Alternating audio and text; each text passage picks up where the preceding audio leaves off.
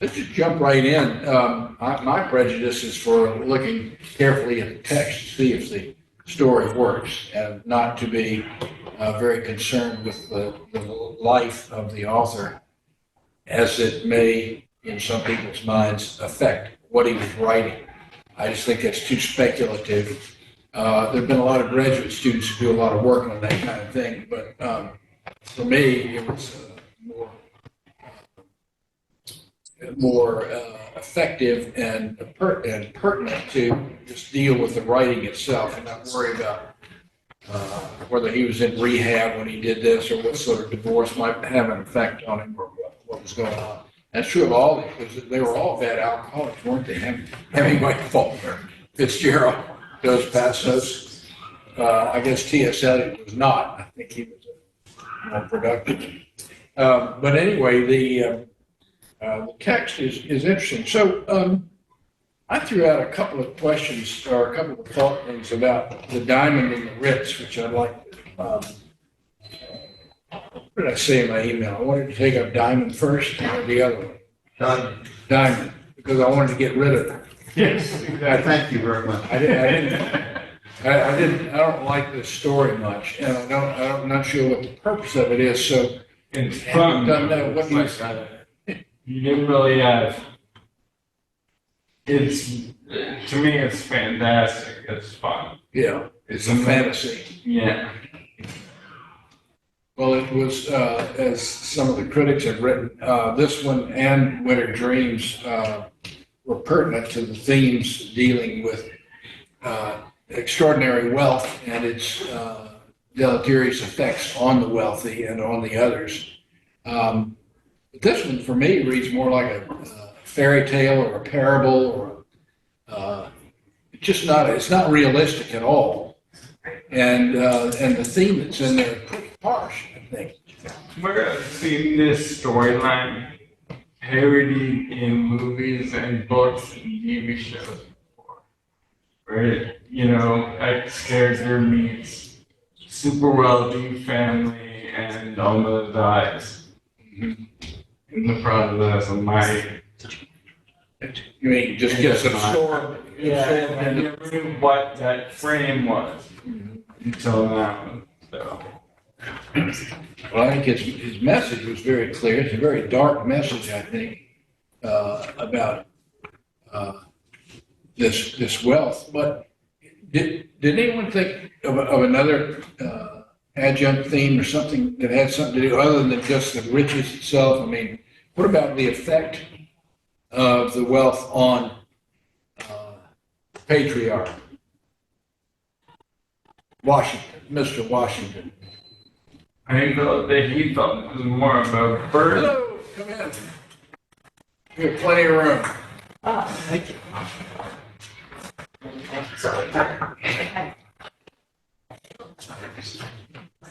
Go ahead.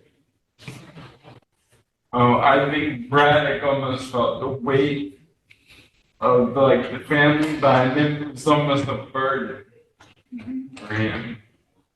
And then or a tradition, like a family tradition that you just obligated to carry on. So what sounds like you're more sympathetic to him? No. No, okay, good. Well, I thought, metaphorically speaking, with that audacious offering of a bribe to the Almighty, he stood up there and the bribe was refused. I mean, what did we expect anyway? This is Beelzebub or Satan, trying to bribe God again, and not getting very far with it. That was and everything collapses. And then I thought the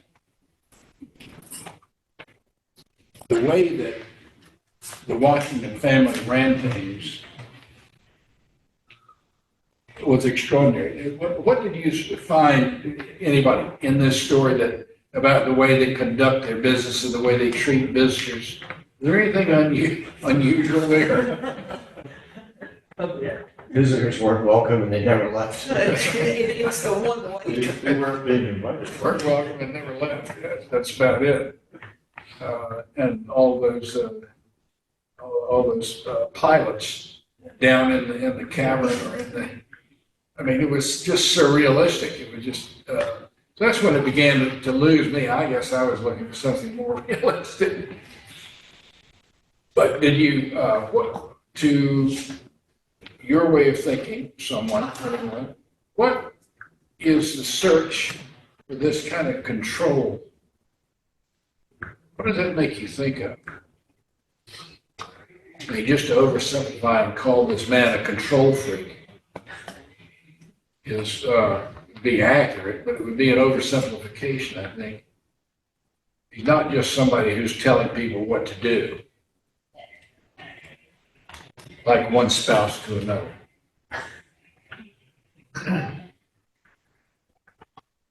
Well, he wants, I think the language in here is something about preserving the status quo. So he doesn't want any intrusions. Do you remember what else was done with that 5 square mile plot of land?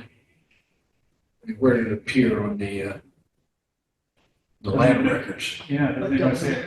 It doesn't appear. He's worked some sort of unusual deal where it doesn't even appear in the land records. That in itself is not so far-fetched. Indulge me a second. Back in the early 90s, when I was doing some brokerage for foreclosed real estate, REOs, real estate owned by banks and stuff, we would do what we call a drive-by. The bank would call and say, we've got this property, can you give us a drive-by? I'm not an appraiser, but I just drive by and say, yeah, it looks like this. I look at some of the comparables and say what it's about, what it's worth. Well, I got a call from a bank that said, we've got a bunch of 8 lots here. Can you drive by and see what they're like, these houses? Well, I drove out there and I kept looking for the numbers, everything. They weren't there. And so I had another number and I called. I got this guy with a heavy forget about it accent, and he, long story made a little bit shorter. I told him I couldn't find it. He said, well, why do you want to find them? Trying to get something back to the lender. And he said, well, I'll tell you what, we might like to hire you or something. I said, well, okay, that'd be great. Thank you very much. Just stay in touch. I rang off. Yeah. That was somebody who had registered a piece of land that was not on the land grant, and they had gone out at leverage to borrow money against it. So in my little long personal story there, just these kinds of things can happen, I guess. Although the story has palpable land, it really exists, where in the example I gave you, the somewhat humorous one, they had allocated lots that had no land at all. There's nothing but Phantom land. phantom land. Yeah, the only literary parallel I can think of is Atlas Shrugged, where they created a little enclave that was hidden, and had radar and all that would make it disappear. Yes, I haven't read that. I read that when I was in my 20s. Yeah. That was a great book. Hank Reardon and Dagny Taggart and all the Taggart Transcontinental. I remember a lot of those characters. But that's the only thing I can think of where they really make a place disappear. Well, I was trying to prod towards the idea that in seeking this kind of control, what's his name? He's got that fancy name, Tarleton Washington. What's his first name? Braddock. Tarleton Washington. Somewhat pretentious name, I guess. Was trying to make everything stay the way it is and never change. Well, that's called stasis. Stasis, for me, is a synonym, metaphorically, for death. I mean, that's it. If there's nothing changing, there's no life. And the quest for that kind of control, I think, in literature often belies a quest to almost a suicidal quest for the ultimate control might be in the mind of someone, might be to take his or her own life. That's the way I'll show you. You'll have to live with everybody else's life. Yeah. You'll have to live without me, and you'll be sorry, and or you caused this, or something like that. But nowadays, they said it happens in Quentin Compson, Faulkner's character, who is the stream of consciousness character, who very bright, landed gentry young man who goes off to Harvard and takes his own life. And there used to be a plaque on the river up there, a brick that says something like R.I.P. Quentin Compson, some student put it up there. And then somebody stole it a few years ago. But I think Quentin Compson's search for stasis, he wanted to keep things as they were, and it was all sort of tied up with his family and his regard for his sister. It was all mixed up and splendid. So I think, for me, this story is just falls flat. It doesn't do anything. It doesn't inspire me. Do you know where it was published? Where? My book said that at the beginning. I know it was in 1922. Right. At the beginning of, I don't think it was the Saturday. big, the smart set. Smart City. It's called the smart set. Yeah. Let's see. First appeared in Smart Set, June 22. Originally Diamond in the Sky, rejected by the Post and others. Period of Tales of the Jazz Age. Editors found it baffling, blasphemous, or objectionably satiric about wealth.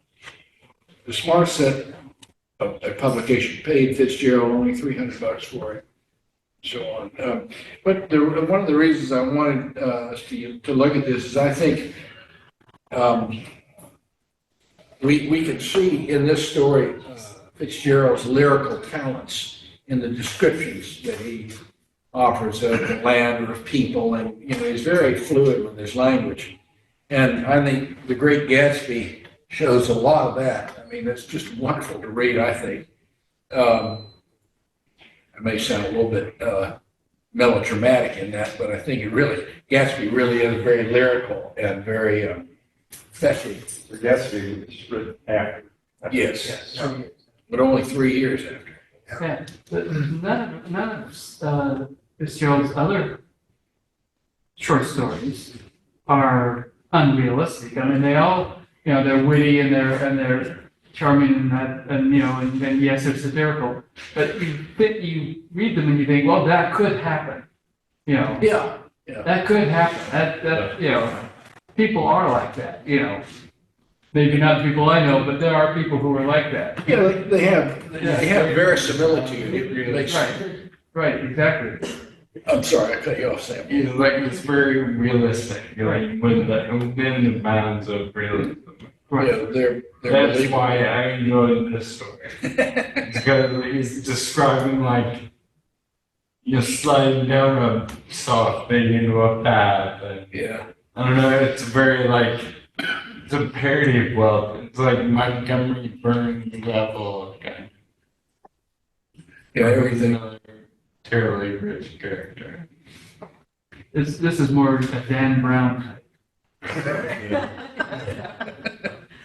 What do you think is lesson in this? Where's he trying to? Right. To me, I read there was a lot of discrimination. There was the black kind of enforcers or whatever they served. Yeah. But then he had comments that were struck me like he speaks of a Spanish, but I might as well speak of the Spanish being fair, it's minded towards a piece of steak. And then I live in Spain, I was thinking bullfights, reducing someone to a piece of steak was, reducing them to non-human. And then the other point, my mother was a WAP, which is another kind of Yeah, discriminatory right, statement. yeah. I think we're supposed to like, I'm sorry, what? we're not supposed to like, he's supposed to be kind of despicable. But was he making a link between prejudiced people and the wealth that kind of keeps them Oh, integrating or accepting others, other cultures, other people? That's what's struck me. It's the ultimate exclusion, isn't it? Being displaced. So it's still making kind of a lesson there. Be careful about wealth and discrimination. Well, I just, it surprised me because I think it's heavy-handed the way he does it. It's sort of like, here's the lesson. You listen to my sermon and then go thou and do as you are supposed to do or something. It does not leave, I think, the reader to draw her own or his own conclusion about things and to lead it to something else. It's just the end. And at the end, well, these two, the young man and girl, and they're still teenagers. They're not college. They're prep school students. They fall asleep. Emblematic of death. I think they just go to sleep. Yeah, like the rest of them. After everything is blown up, they don't seem to have any future. I think Fitzgerald was trying to maybe inject some humor into it when the girl, what's her name, Gatsby,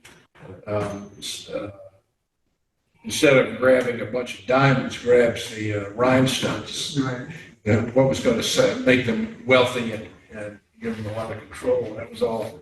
And she made a statement. And she said, "Oh, I think it's going to be something to the effect. I think it's going to be so nice to be poor, or so nice to be ordinary, or something like that." Well, compared to the insanity that they were living, it might be. Yes, I can agree with that, but I don't know how they get out of here.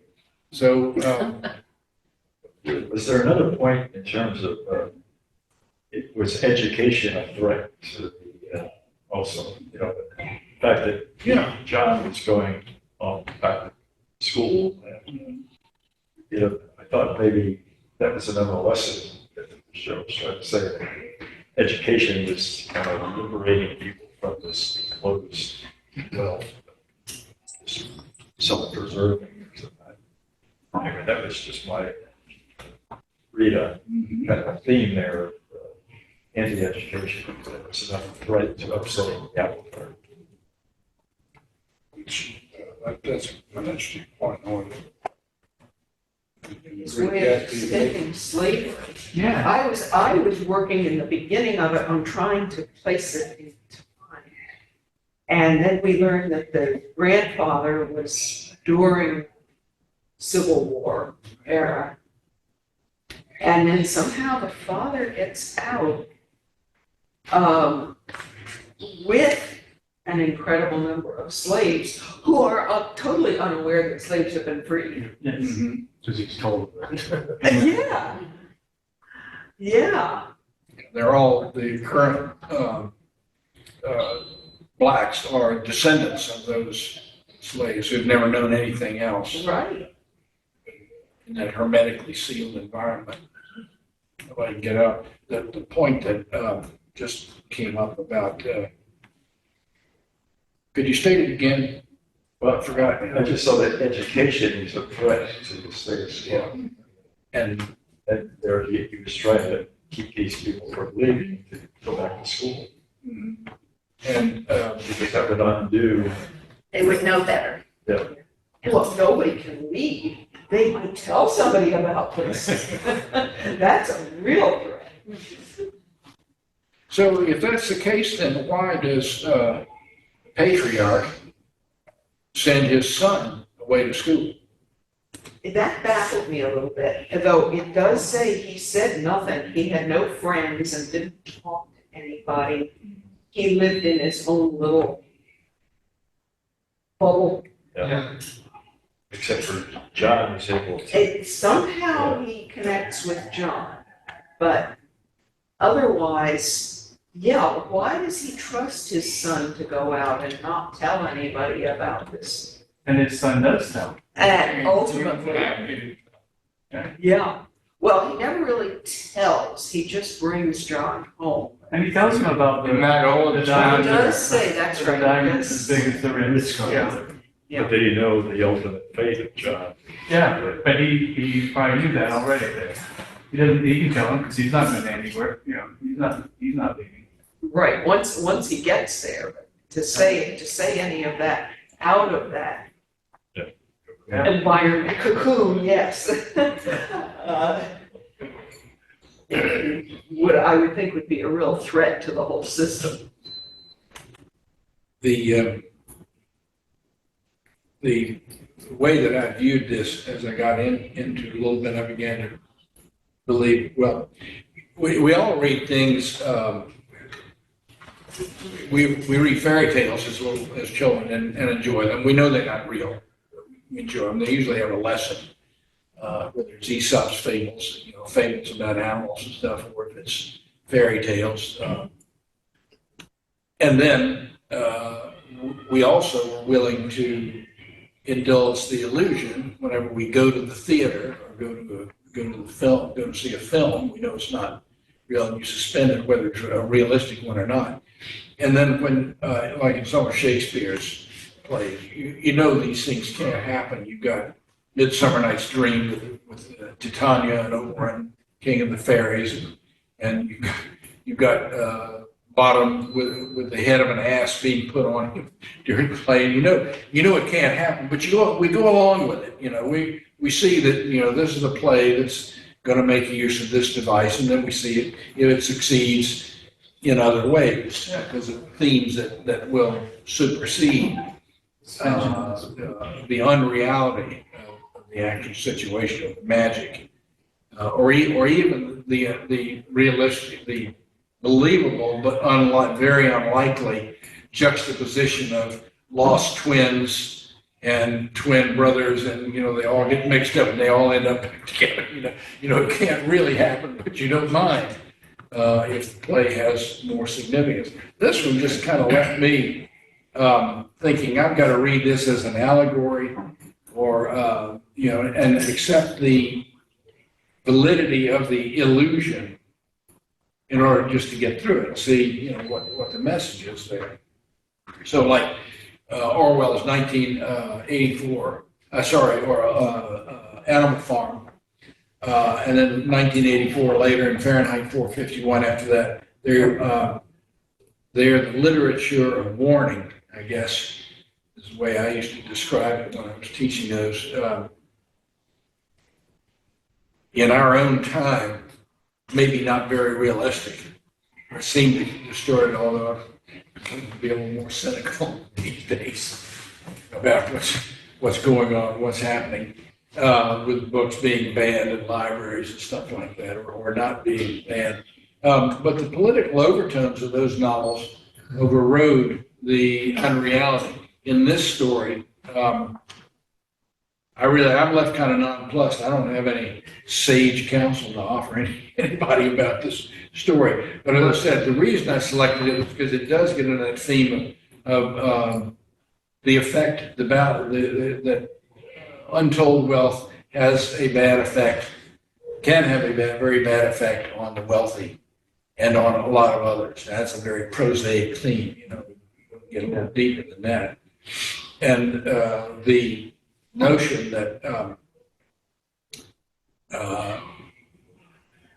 people can transcend their own personal limitations, I think is very much alive in The Great Gatsby. I think it's dead here. The diamond as big as the Ritz.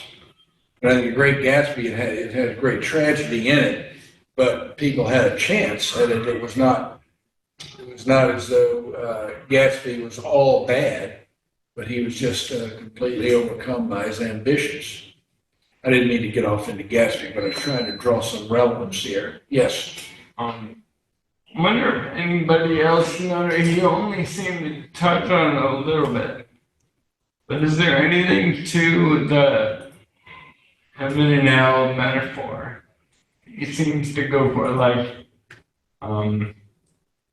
hunger is from Hades. Yeah. And School is I was- minus. exactly. And, St. Midas. like heaven and hell is symbols they only occasionally point at. But it seems like he's trying to draw a parallel. And the other time is that Gizmin says her Spanish mother really doesn't like where you're from and all. So maybe like people, I don't know. I wonder if anyone else picked up on that. Well, the heaven and hell part is that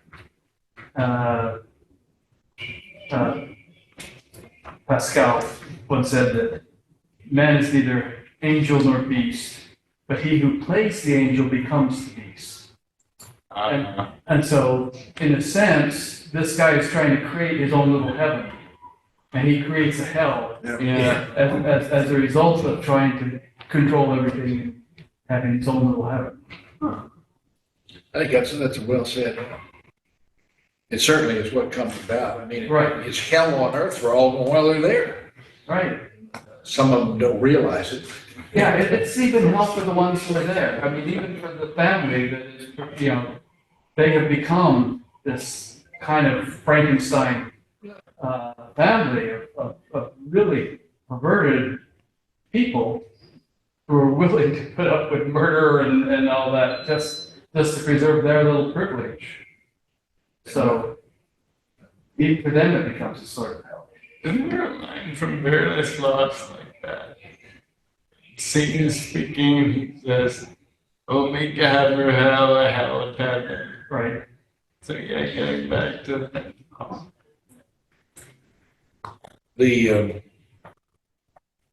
The conclusion of that story, John, speaking of John, I'll read this. He talking to Jasmine. Is that the one? Is the girl or is it Kismine? Kismine, sorry. He should return up your coat collar, little girl. The night's full of chill. Chill that you never dreamed of, and you'll get pneumonia. His was a great sin who first invented consciousness. Let us lose it for a few hours. Well, consciousness consists of the ability to contemplate my existence and think about, what I'm doing, how I got here, or wonder about the imponderables.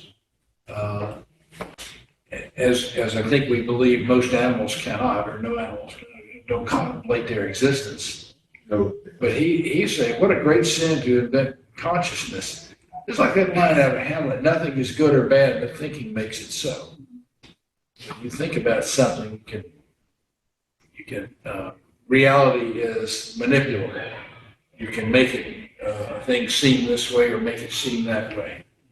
And this is also the Garden of Eden story, Mm-hmm. where they are innocent until they become aware of sin and evil. And then that was when sin enters the world.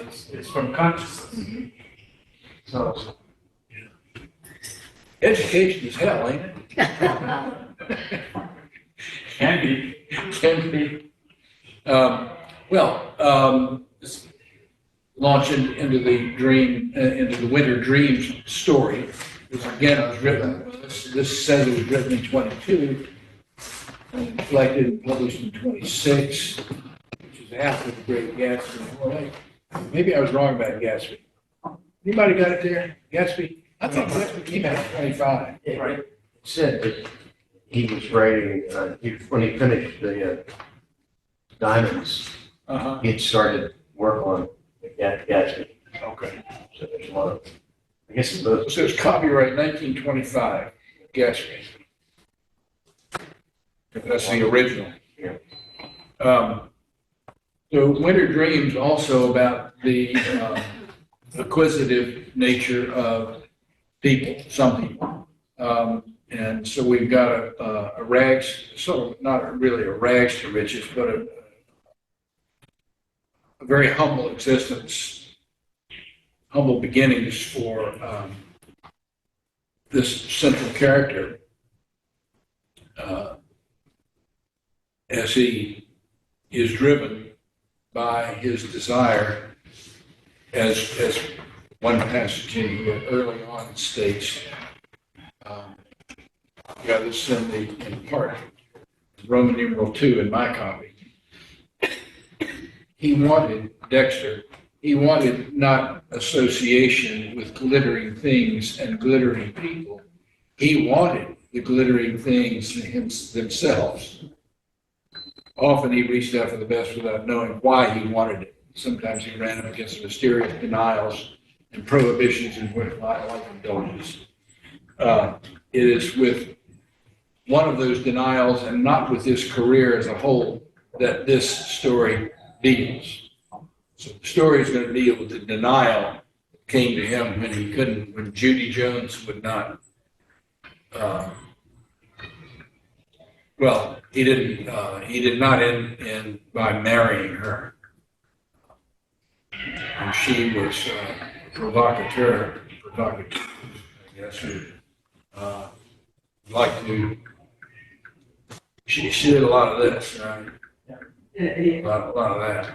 And to all of them, not just to Dexter Green, but to all of them. So he starts off as a caddy, goes to school, gets involved with the laundry, builds it up big, has great success, really a Horatio Alger type story, and then gets into stocks and bonds. I think it makes, he's done very, very well, but all the time he's got that longing for Judy Jones, who is the vamp of his hometown, and he can never quite get there. So, do you think did it occur to anyone why Fitzgerald entitled this "Winter Dreams"? And is there any significance to that? I mean, why are they winter dreams? Why aren't they summer dreams? Dreaming Elysian fields and sparkling white sand in the Caribbean. He was dreaming of summer during the winter. Yeah. But the wintertime, he was doing all this self-reliant, kind of boosting his career as well. So, some of his weaknesses came out. Yeah. One weakness he had, I guess, is self-reliant. Yeah, we always want what we can't have.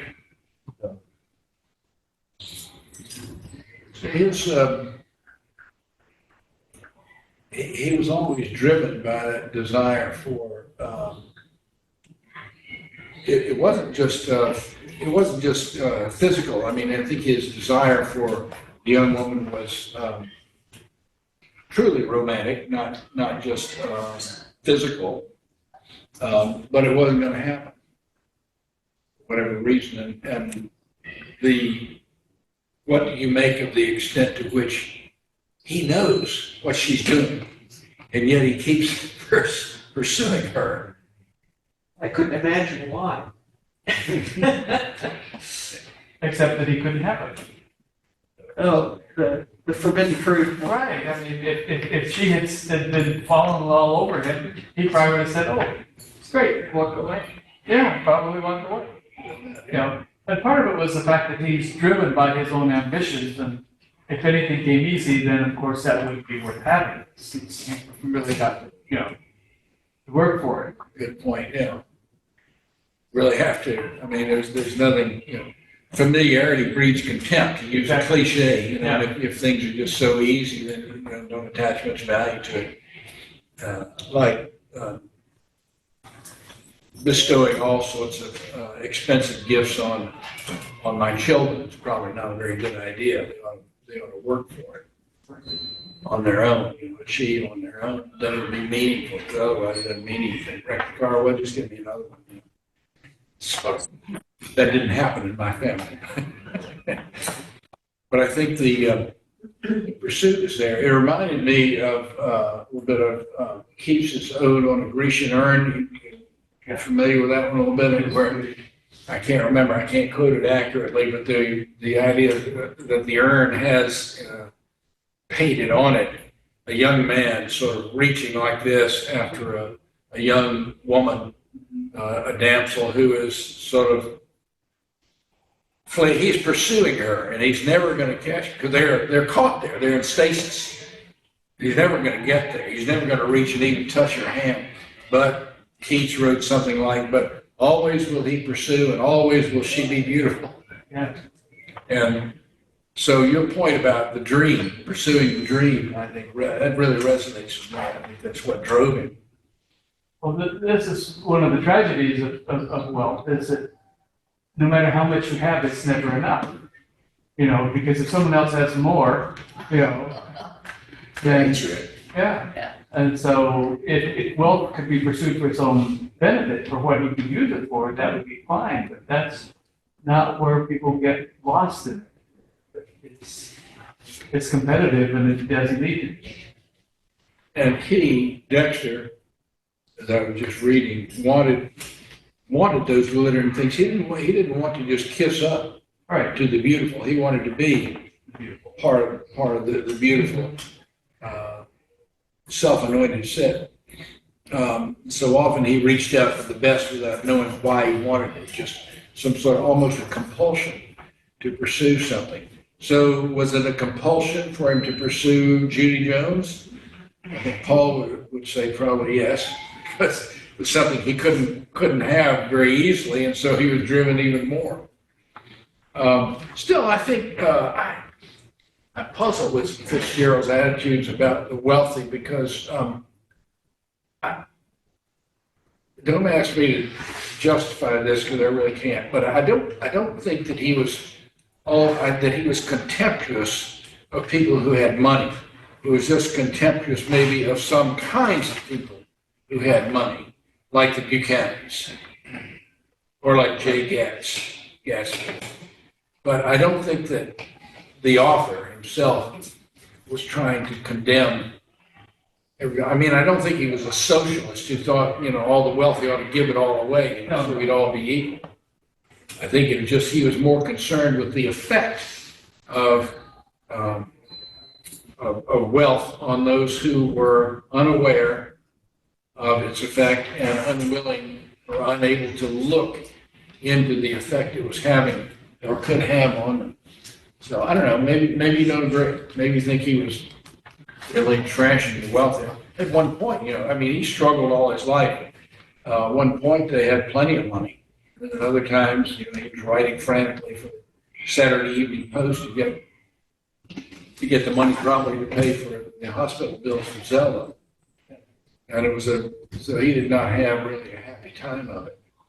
Well, in his short story, The Rich Boy, Mm-hmm. the famous quote is, "Let me tell you about the very rich. They are different from you and me. They possess and enjoy early, and that does something to them. Makes them soft where we are hard, and cynical where we are trustful, in a way that, unless you were born rich, it is very difficult to understand. They think even the hearts that they are better than we are because we had to discover the compensations and refuges of life for ourselves." Do you think he's talking mostly about those people who were born to wealth? Yes. Yeah, I don't Not think, somebody like Dexter who's made it. I don't think he had the problem with wealth per se, but I think he felt an outsider all his life. And, and part of it is growing up not rich in a very rich neighborhood, and so he resented that the attitude of those who were born to wealth didn't have to work for it. They just got it, and how it changed their personality, their perception of life. You remember what Hemingway said? Fitzgerald said that to him. Yeah. Yeah, they have more money. No, what They're did you- diff- they're what did you different. say? Yeah, they have more money. Yeah. The rich are different from us. Hemingway said, yeah, they have more money. Money, oh, right, right, absolutely. Uh, Okay, so, was there any, Paul, since you picked up on some of the language, was there any language in Winter Dreams that struck you as particularly effective or Well, something that stood, or anybody for that matter? all of it. I mean, unlike the Diamond as Big as the Ritz, I felt his language everywhere is very descriptive, and very evocative, and very, I mean, he captures it in these little images. Like in The Great Gatsby, he talks about at one of the parties and the men and women are coming and going like moths Yeah. drawn to the flame, and it's like, yes, I mean, he uses visual images very, very effectively. It's really good. I mean, I just picked up the one that I looked at was describing Judy Jones, just a few pages in. My name is Judy Jones. She favored him with an absurd smirk. Yes. That was good, I thought. Rather, what tried to be a smirk, for twist her mouth as she might, it was not grotesque, it was merely beautiful.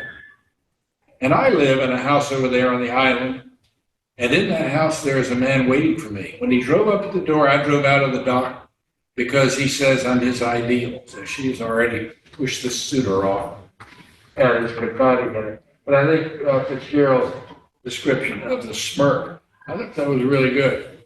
She favored him with an absurd smirk, trying to visualize what that is, or what tried to be a smirk, for it was not grotesque, it was merely beautiful. I guess we're looking at that through the eyes of Dexter Green. It was beautiful. And inviting. When they're later playing golf, and she hits the, he sort of made it in life, he's playing with people, and Judy hits this man in the stomach, Yeah. and she said, well, I called four, I mean, I yelled four. It's your fault for being there. And then she sort of smugly says, I would have been on the green if you weren't away.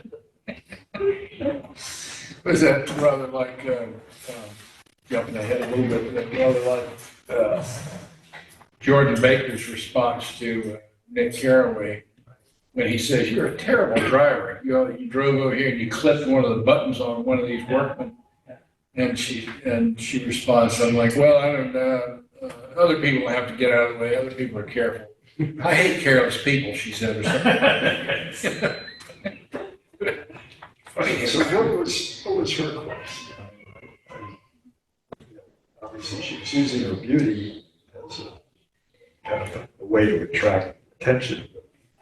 What was she really looking Well, I don't think I think Fitzgerald is not intent for us to figure out much about Judy. She's not a developed character at all.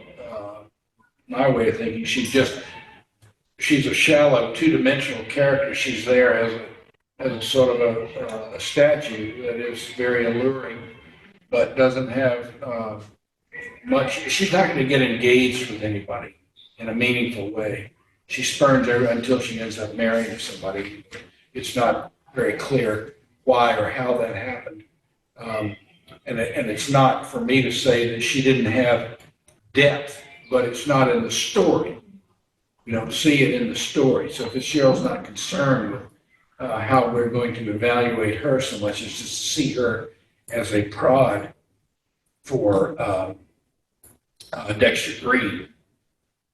And I think to that extent, I think the story succeeds there. I don't think he needs to develop her because it's about Dexter. What was he? Fitzgerald writes at the very beginning, I think. Well, I can't. I should have The marked only it. description we really have of her, she's very beautiful. And then he describes in detail this smile. And my mental image of her is far from beauty. Yeah. She's not a sympathetic character at all. Oh, no, I agree.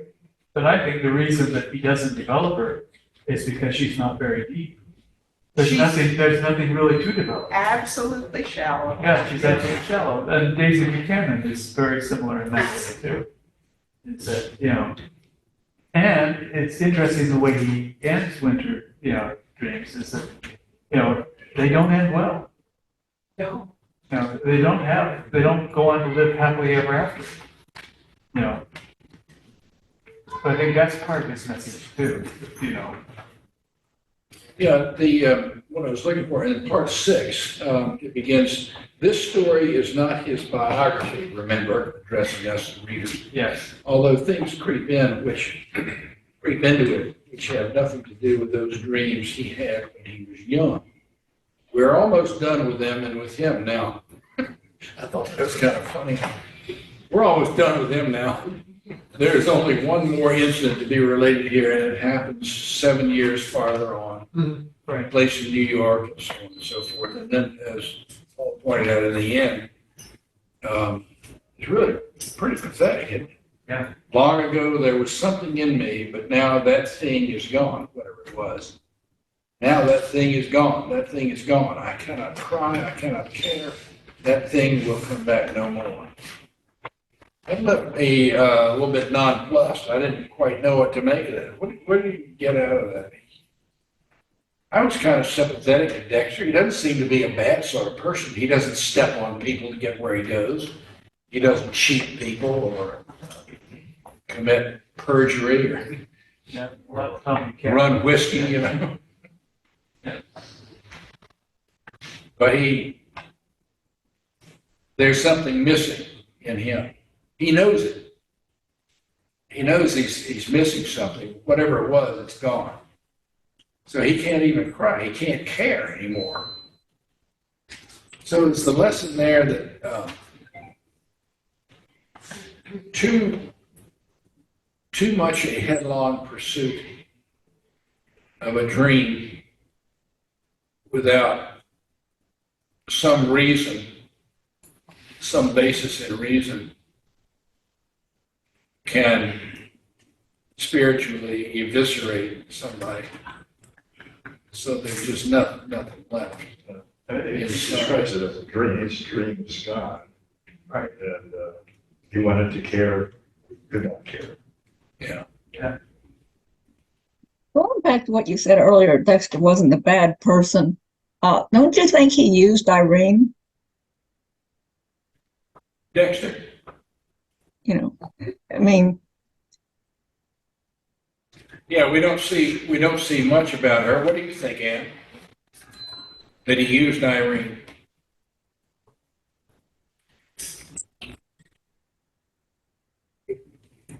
Did you have a further comment? I don't know the delay here between in the Zoom. Maybe you get it too. I wanted to no, know. I didn't hear your question. I'm sorry. I was just asking you, Ann, if you could follow up on that observation.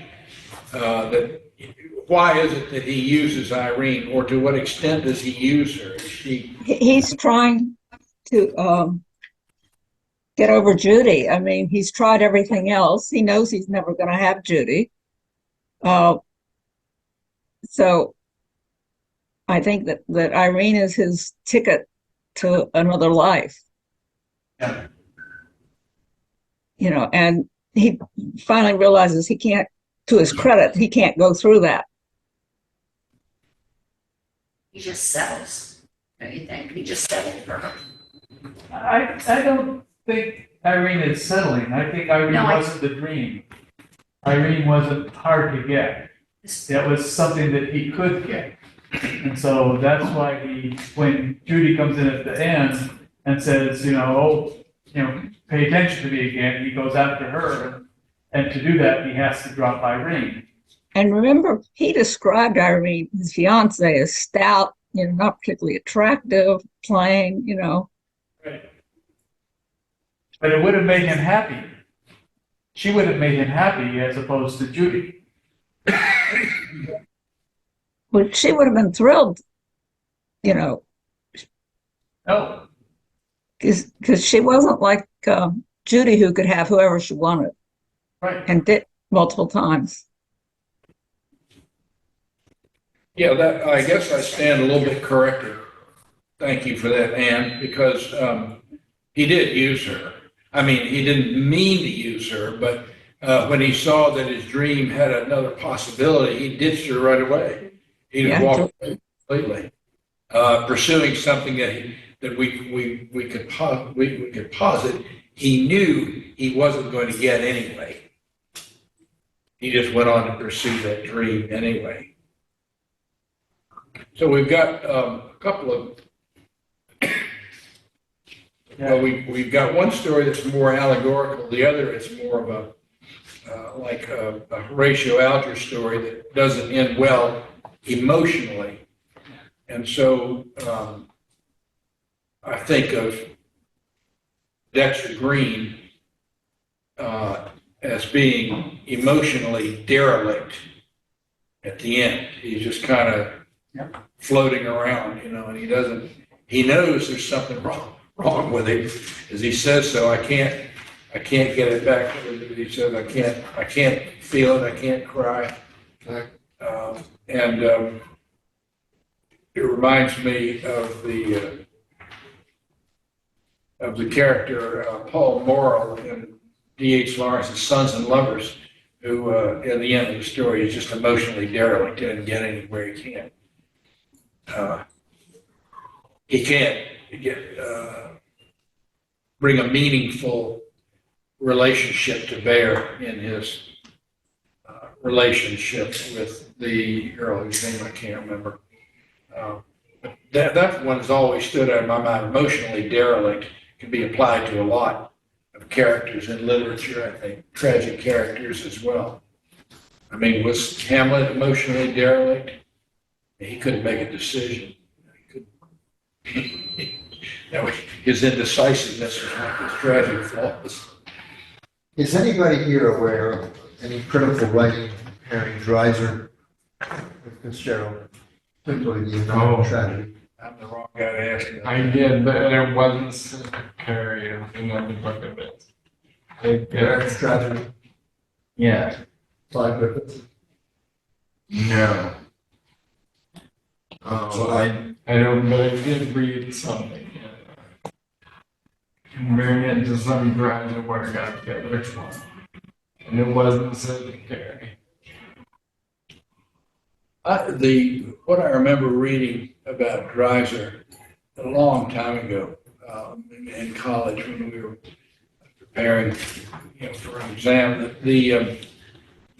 it stuck with me. One critic wrote that in Dreiser, the characters are people who are who are buffeted about being only vaguely aware of the forces around them, like war and famine or Dust Bowl or the economy, or these massive things that an individual can exert very little control over, if anything, and they were just vaguely aware. It was a pretty dark thing to say, I thought. And it was very fatalistic. I'm not sure that I think. Well, it was published the same year as Great Gatsby. Pardon? Yeah. The American Tragedy was published the same year as Great Gatsby. Was it really? Yeah. And it was about a murder trial, Yeah. which is different. I mean, Oh, that's different, yeah. yeah, totally different about a man who kills his lover, and then, Drowns her, doesn't he? I don't remember. Well, they're in the boat. Rows out. Yeah. There's still a question about whether he Right. But there was a trial, murder trial. Yeah. It was based on a true story, basically. It is a great novel. Yeah. Yeah, what do you think of, oh, sorry. Go ahead, Ann, please. We're not giving you enough of a voice. No, I'm enjoying listening. The fact that they made such a point that Judy was no longer beautiful, sort of a house frog. Yeah. I found that just interesting all of a sudden to be injected into the story. I wondered if anybody had any thoughts about that. Go ahead. It's the tragedy of of human beings is that when we're very, very young, our attraction is based almost totally on physical attraction. And so when we get older, we find that that's no longer what draws us to the other person. I mean, now physical attraction becomes much less important than character and personality and, Brains. charms and brains and, you're right. Experience. All right, but all of his stories are about young people who are fatally attracted to each other physically and the problems that creates. But we're programmed biologically. That's the way we are. That's our tragedy as human beings.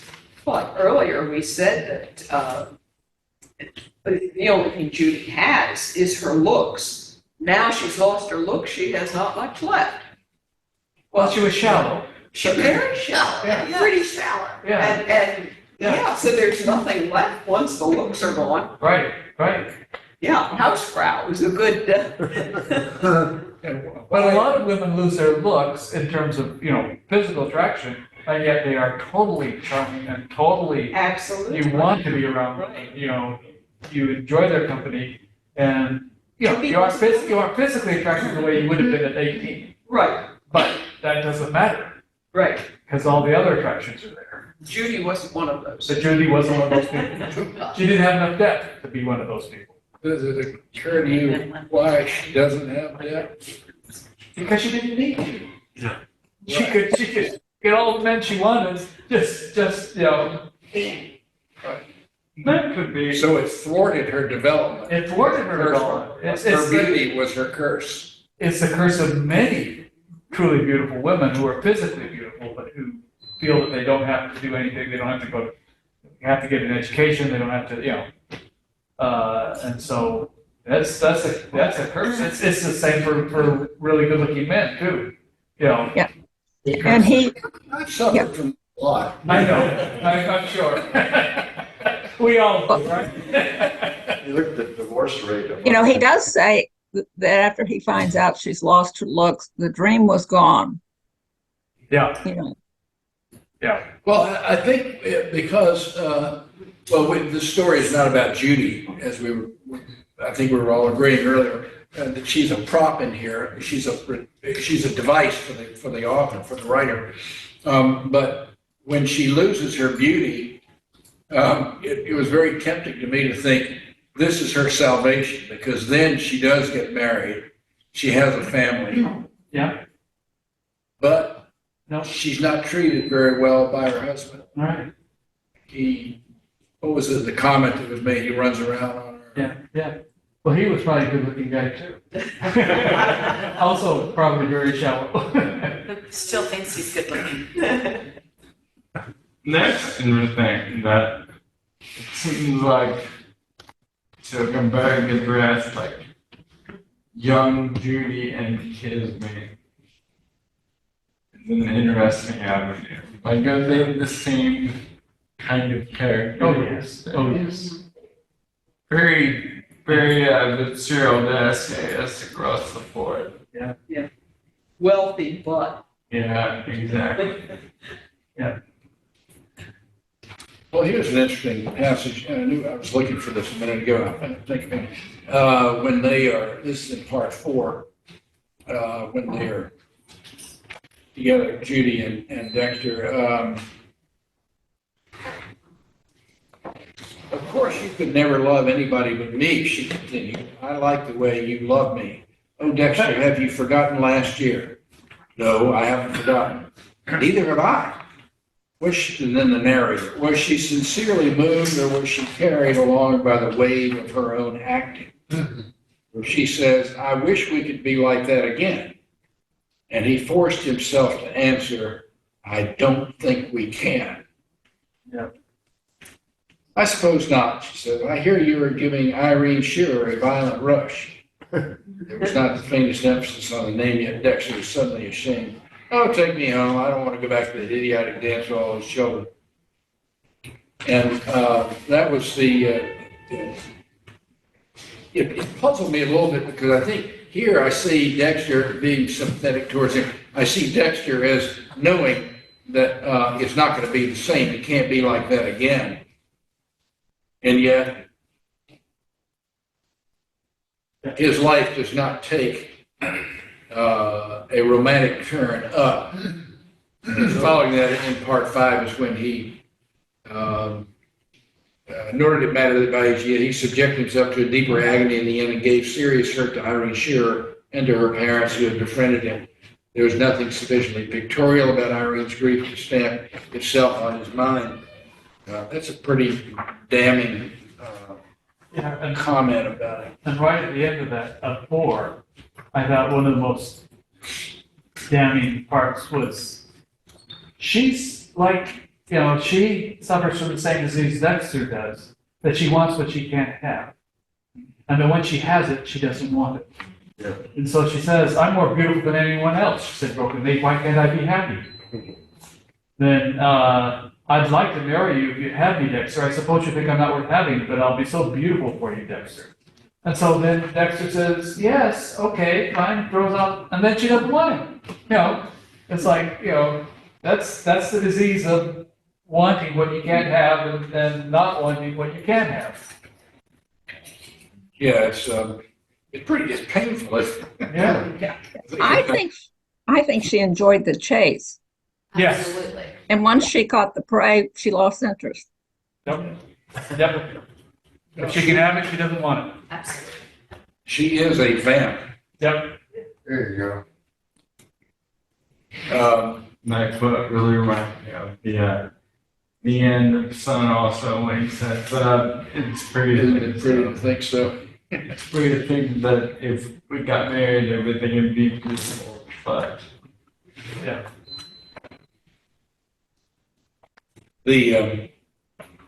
So I think I hope these stories have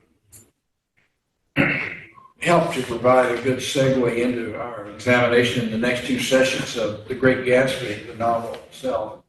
And there are a couple of things that, let's see, what's our time like here? Oh, yeah, we still got 30 minutes. Yeah, we have plenty of time.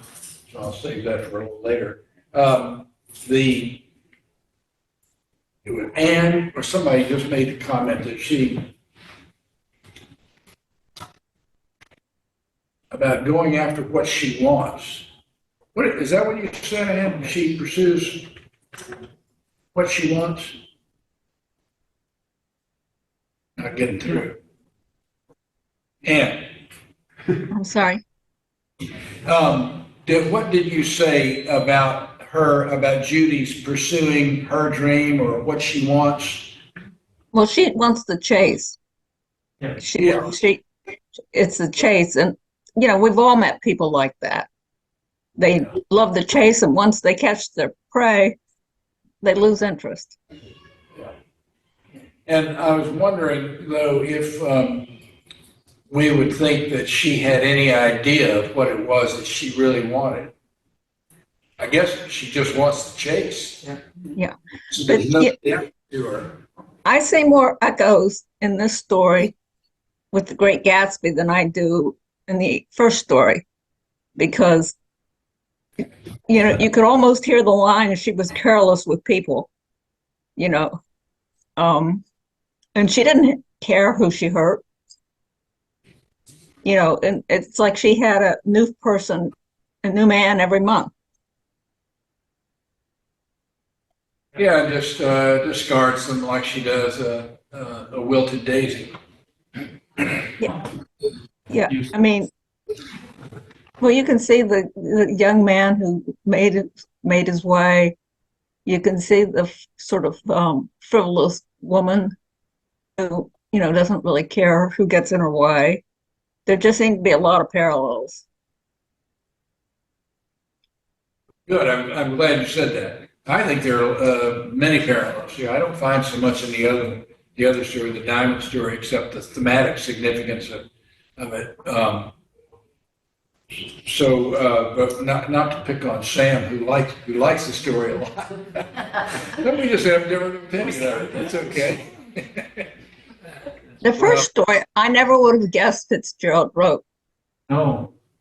Yeah, it is strange. Yeah, I just, I think by the Waters of Babylon may be somewhat like that. I haven't read that in No. decades, but isn't that a little bit futuristic No. about no. the destruction? And No, finding- by the Waters of Babylon is about his, after his wife died, a man who had been rich and lost it in the crash, and his wife died, and he gave his daughter to the care of his brother-in-law and his wife's sister. 9 years later, comes back and wants to take the child. He's recovered his wealth, and he wants to take the child. So it's no parallels, but it's one of his better stories. Yeah, no, I was completely wrong. I'm Yeah. remembering another Yeah. story. No, that- I think about Benet, about the destruction that reaped on Yeah, the city of Washington D.C. He finds these shards of things and parts of words. right. I was completely wrong. Glad you caught me out on that one. No, that's one of his better short stories. It's really quite well written.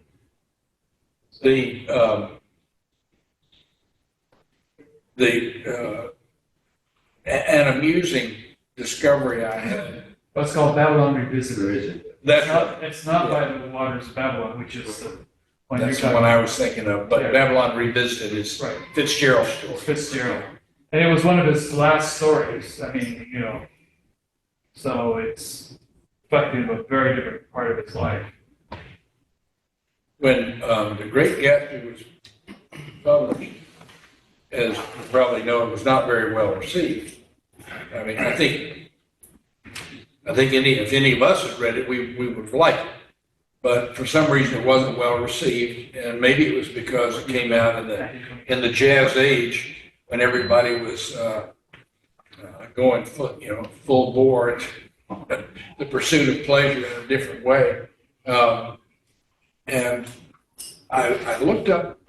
I was teaching at language school where Robert went for years, and you went all the way through. Yes, I did. 9 to 10 long years. He survived. Third grade through 12th grade. Landing School for Boys. Class of 51, 1969. Anyway, I looked up. I was teaching 10th grade English, and we were reading Gatsby, and I looked up. I guess we had some access to microfiche in the library. This was back in '68 or '9 or something like that. And the review I found came from Time magazine that really panned it. It just trashed it and said that the only admirable people in it were the Buchanans. What? Oh, good Lord. Such a I read it again. Look, I thought I couldn't believe that. But well, they deserved each other. it's kind of funny. Well, the other thing is his writing gets noticeably better as he goes on. And so his first novel, which was his most successful one, is in the writing style is just, it was very different, and so it got a lot of attention. But it's nothing in terms of style or character or story compared to his later ones. So, of all of Fitzgerald's novels, I still think this is far and away the best. I mean, the others, especially I the do earlier too. ones, got a little modeling, but this is almost perfect. This is great. Yeah. I thought I'm trying to check, I think, I don't know whether I sent it around. The dates for the publications, I can't remember, but was it This Side of Paradise was the first one? Right. And then Gatsby, and then No. Tender is the Night, No, the second one was Beautiful and the Damned. Beautiful and the Damned, and then Gatsby, and then Tender is the Night, Right. and then The last. Right. the Last Tycoon later, much later on. Yeah. Almost. There was a long time between Gatsby and It was. Tender is the Night. Yeah, almost Benjamin 8 years. Button, too. Well, Benjamin Button was a kind of a long short story. It Yeah. wasn't- It was a novelette. And some have given the Diamond as Big as the Ritz parody with the novels. No. Published. I mean, in terms of publication, I thought it was just another short story. Yeah, well, it's a long short story. Right. Some call it a novelette, but it's much too long in my book. I don't know that it qualifies. Yeah. Well, anyway, that's the kind of thing scholars like to argue about. Is it really a novelette? As though it makes any difference to anything. Right. So they used to argue about Faulkner. Right. Because he changed characters. Well, is it really a novel or is it, do you call it a novel? I mean, who cares? Yeah. Faulkner himself used to laugh about that stuff when he was writing residence at Virginia. He'd find these toadying ignoramuses, of which I might have been a willing one if I had been around then, following him around saying, what really is the center of this? What is the center? But he'd give them one answer one day and one answer the next day. They go up right furiously down. Fitzgerald, I think, I would agree with you that his style changes. It gets better as he wrote. I agree with you. I just think for my Gatsby, I'm reading it again for the umpteenth time, and I just love reading it. Yeah. And I can't say that about many books. I think some of his later books are hurt a little bit because of his alcoholism. His alcoholism hasn't really kicked in at this point. So, he's still writing to a reputation. Mm-hmm. So, Well, Tender as the Night is a tough one to Yeah. study. Yeah. I undertook that a while back with another reading group, and it was not easy. it's not like. it was just hard to get our hands around, our arms around it. And it was just so, in that, it was so antithetical to the great Gatsby, Yes. because Gatsby is so It's straightforward, Yeah. just beautifully written. It just resonates. And I find Nick is such an interesting guy. I don't know what to think of him yet. I thought I did, and now I'm not sure. I was reading again. Well, I think having Nick as the narrator is one of the brilliant things he does, because you aren't in the characters. You aren't in the main characters themselves. You're seeing them from a distance. I think that was brilliant. This is, Joseph Conrad does that a lot with Marlowe. Yes. He tells a story about Lord Jim Right. as though, but we get immersed in the story as though we're there, but it's a story within a story. Not an unusual motif, but it's a good one. And I just read this morning again the section where Nick says, I am the only truly honest person that I know, or something like that.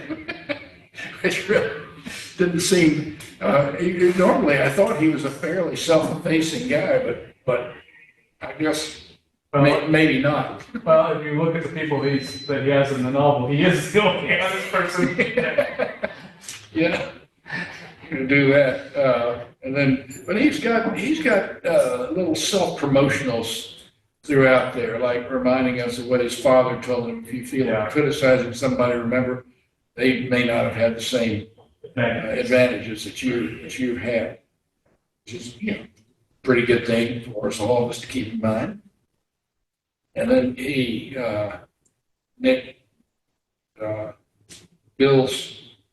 Fitzgerald, I think, has the narrator building credibility with the readers in certain areas by coming across as very earnest, very straightforward, and very, very much thinking about things while he's trying not to be sardonically disapproving, although he frequently is.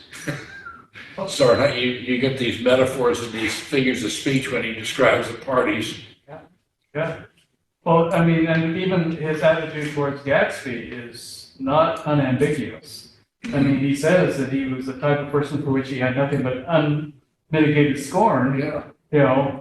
And yet he comes very sympathetic, and at the end, he's the only person in that whole group that he can admire in any way.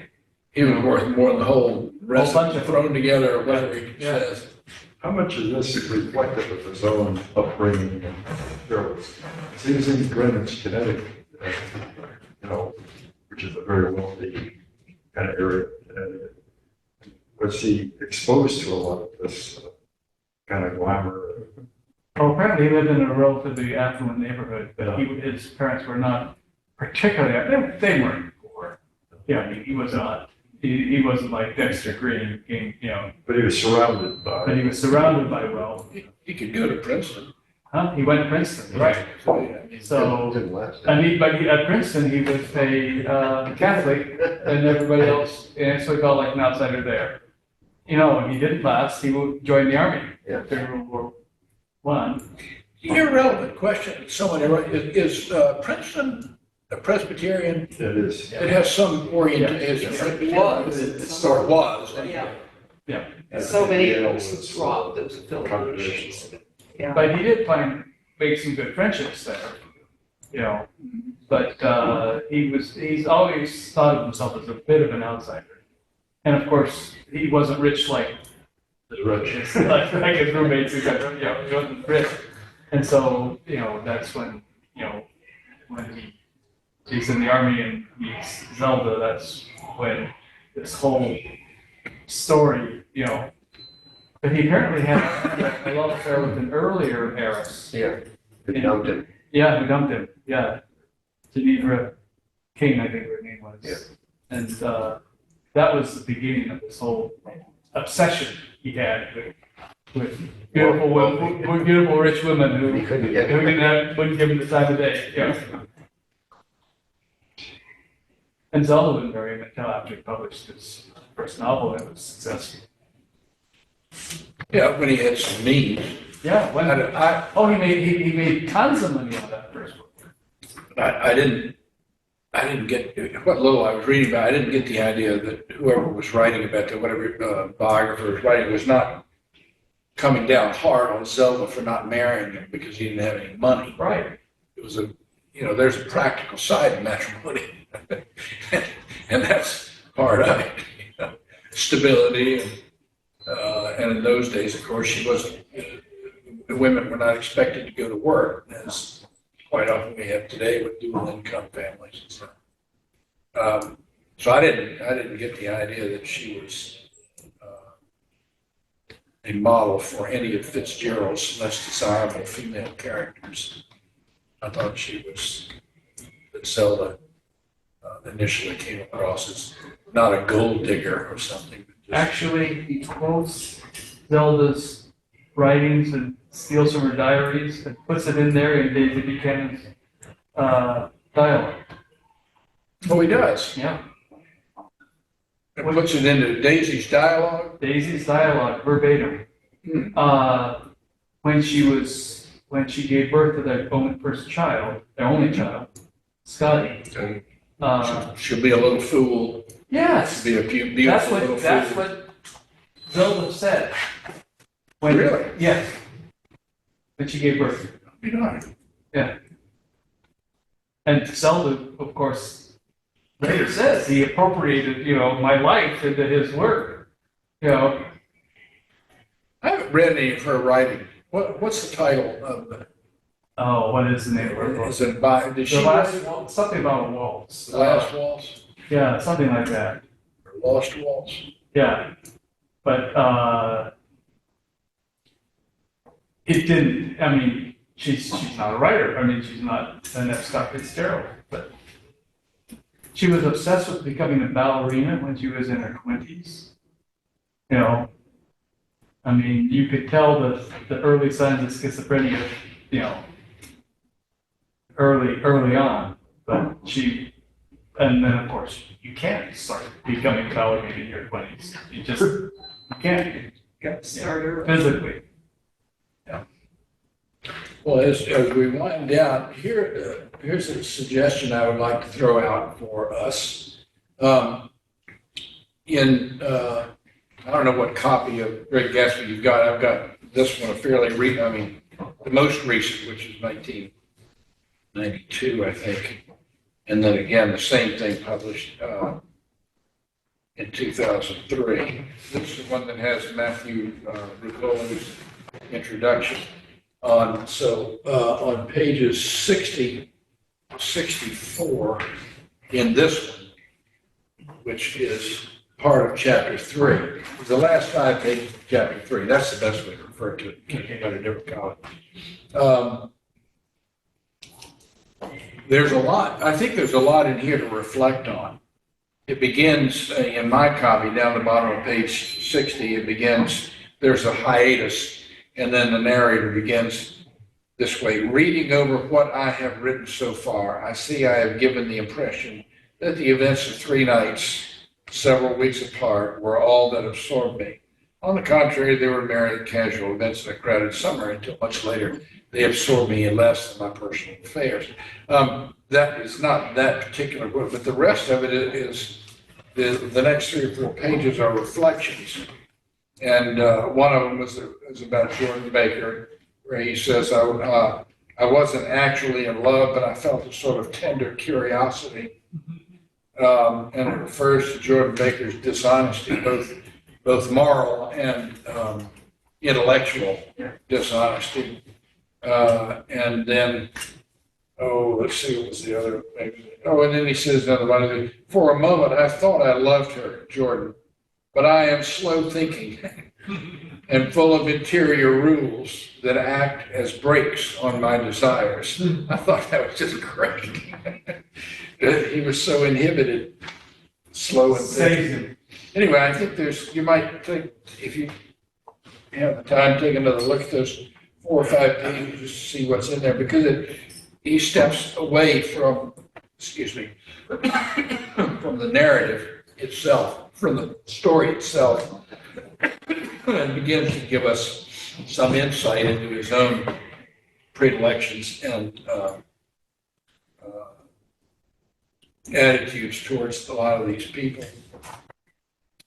Anything else that people want to throw out, or questions that we ought to take up in the next meeting, where we'll be focusing on Gatsby per se? I would like to address whether or not we trust Nick as a narrator. Okay, good. Because with all it is, like, I'm the only honest person I ever know. Dude, really? Yeah, I'm an honest man. I know you honest man. I'm an honest man. You got that from the sales guy one time telling me he knew I was an honest man, therefore I would know that he was. He wasn't trying to hornswoggle me. Yeah. Well, that's good for you to bring up. Yeah, it'd be interesting to keep that one around and see. Here you go. And I have a question. Maybe I've missed it. And I'm really curious why Tom had to leave Chicago. Because at one point, Daisy says, let's go back. And they hinted at it a couple times in the book that he had to leave. Yeah. I think it says why. I don't have an answer for that. I don't. Others may. But I'll go back and as I reread. Yeah, because I just finished reading the book and I might have missed it, but I thought if somebody next time is reading it after me, if they see the answer, I'm just curious. It's not literally important, but they reference it several times. Well, that's significant then, that it comes up several times, not just once, because I was just thinking of them as, when Nick describes them as people that just move from place to place, leaving a mess wherever they go for somebody else to clean up. Like he says early in the book, a great line says something about where they vacation. This is where the rich went to play polo and be rich together. That's a great comment. Well, thanks to everyone for coming. I really thoroughly enjoyed it. I learned a lot. I look forward to the next. Okay, good job. Next week.